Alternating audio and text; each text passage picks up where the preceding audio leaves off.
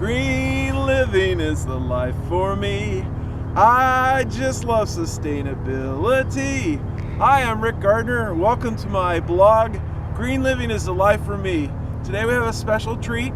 We're meeting with David Dean. He is a sustainability expert, and we'll be talking a little bit about his sustainability plan and what he does to have less impact on the environment. David, come on out.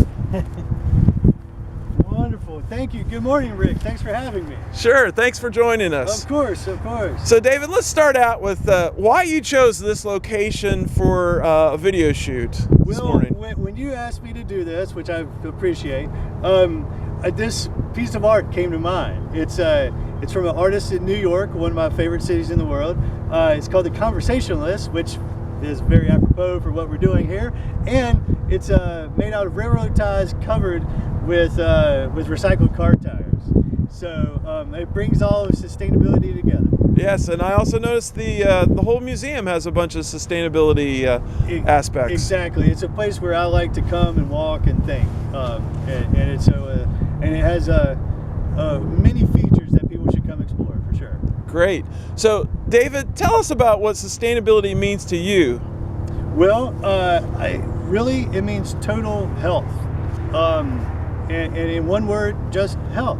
The balance of your finances, how you interact with the environment, and your wellness.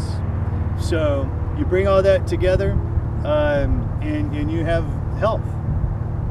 Well, David, can you tell us a little bit about what's on your sustainability plan? Sure. Of course. My wife and I have made a commitment to recycle a lot. We have more recycling in our bin than we have trash. We also we've done what I call the Dean Stimulus Plan a couple of years ago, where we replaced all of the CFL or incandescent bulbs with either CFLs or LEDs in the house. We've also we have a Volkswagen Golf that's a turbo, as a TDI. We couldn't really justify the cost of an electric vehicle, but the next best option for us was a TDI, because we get about 46 miles per gallon. And so when you look at the total scope of things, those are some things that we do. We also have surge protectors that are smart surge protectors that will shut off certain outlets depending on what components are on. So say the TV is left on, well, you can cut off the Wii, or you could cut off the VCR. So those are some things that we do at home. Very good. So what kind of lessons have you learned in your experience with sustainability? Just to keep trying. That you've got to you just got to keep on pushing, and that you do what you can at that moment, and what you think is the most rational and financially affordable thing for you to do, and just keep chipping away, because little steps add up, and that's really kind of my philosophy on life, in a way, is that you just keep on pushing and taking those steps, and everything will work out.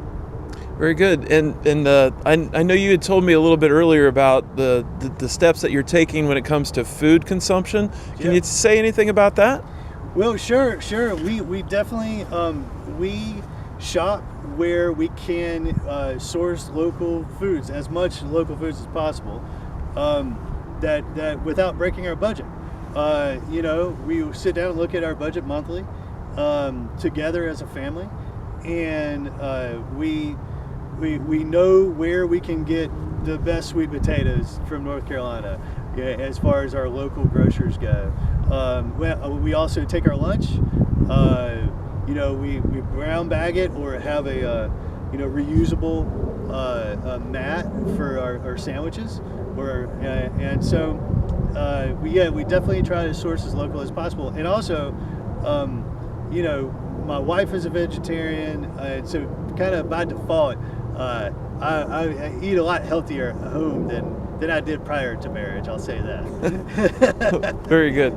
David, thank you so much for giving us some ideas to start putting our own sustainability plan on paper, and thanks for joining us this morning. Anytime. Don't mention it.